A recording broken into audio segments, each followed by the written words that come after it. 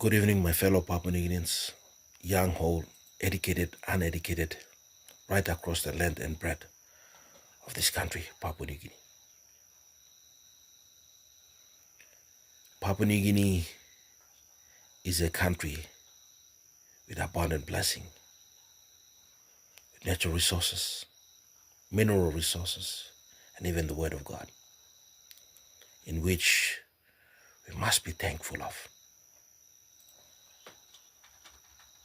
Today I speak to you not as a politician, not as a political analyst, but as a proud and concerned Papua New Guinea.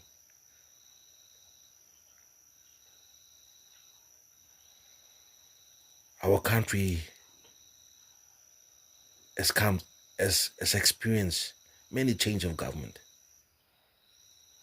many vote of no confidence. But today,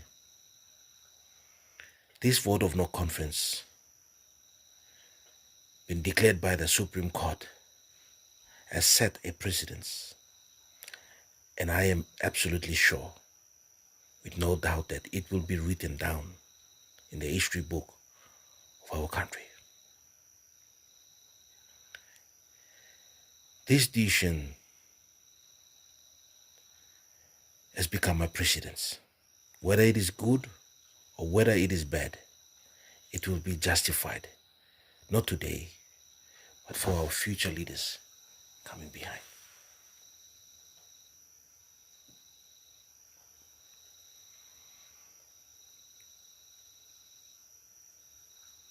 The vote no conference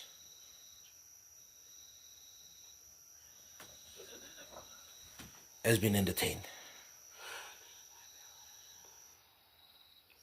by our Prime Minister James Marape and his cabinet. And now we have seen the parliament that's recalled today, in which I would like to thank our Prime Minister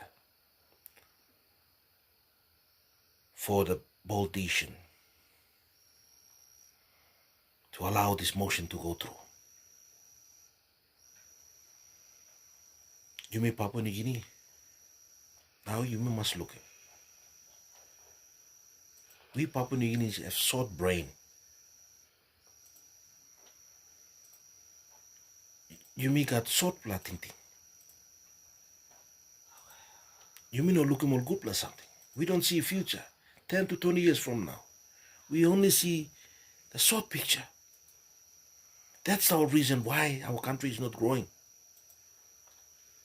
Time Peter O'Neill government stopped, you meet us resign. When Peter O'Neill resigned and his government collapsed, then time I'm sitting on Naples side. Now you may look him again, you may talk something Peter O'Neill make him then, and more come up good place. You may short blood brain to us. We don't see things. We don't rationalize things properly. Now you may demand him, our Prime Minister James Marape to resign. Now for no conference come up. Now you may do send him government. You may all short blood brain, lick thinking. We don't see the future of our country after 20 or 30 years from now.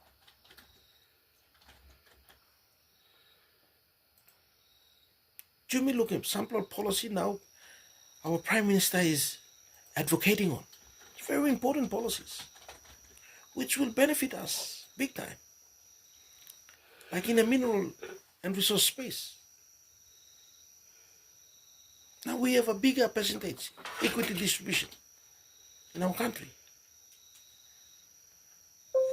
That's the dream when Prime Minister got the office of the Prime Minister.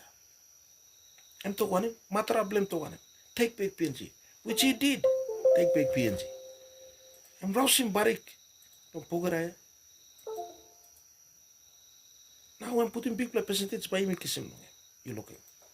These are some of the things. We can't be depending on the national, international companies, corporate interest. They're saving their own interest. They're not saving our country's interest. Some prime minister before, they were saving the interest of the corporate companies. making decision policy for the investor confidence. These are things. Now we have seen a turn in this style of leadership. Our country is experiencing a turn. Likewise, now, good example, and now Donald Trump will make him stop in the USA. People were saying that Donald Trump was wrong, but Donald Trump was right. He was not looking as all people are seeing it. He was seeing the picture different. Exactly what Marape is doing. His leadership came under very enormous challenges, like COVID-19,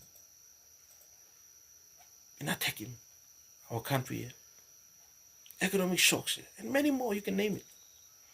But what we see was a strong and bold leadership, courageous leadership. We need a leader like him to lead this nation without fear or favor. He stood tall on what he believed.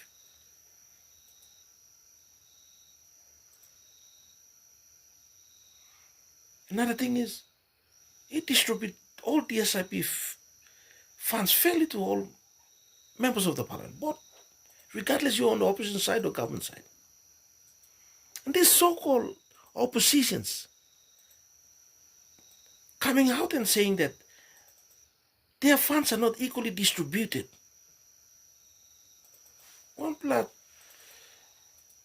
to set the record straight, and the evidence was happened like 3 weeks ago when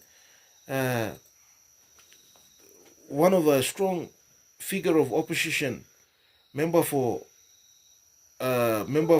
Fly, Honorable Donald, he came out and said he received his full money DSIP fund, and he made an airport. He made the airport here, Prime Minister Guantan opened. These are testaments. So all these oppositions are coming out and making all sort of things, throwing mud at our Prime Minister. You need to set your fact right. What have you done to your DSIP funds? Now you talk some ongoing law and order. You talk all this like and something come up long him. You need to fix your own electorate first. And this electorate aims to contribute to the bigger Papua New Guinea, the result. So what we see here is it's just a maneuvering of power. And power grab play from the oppositions. So I don't think they're going to survive this vote of no confidence. If it is from the heart, then they will survive the vote of no confidence. If it is not, the people of Papua New Guinea, you all must know that it is from their own interest. And you critics out there, you haters out there of our Prime Minister James Marape and his cabinet, if the opposition all hard law changing this like government, it's better you remain on your seat and shut your mouth and let our Prime Minister to continue of what they have done. And if you can't sit down, then wait patiently for 2027 to come. That's where all the rights, the power of democratic can be exercised freely and fairly. On this note, may God bless Papua New Guinea, and may God bless our Prime Minister James Marape and his government to reign till 2027.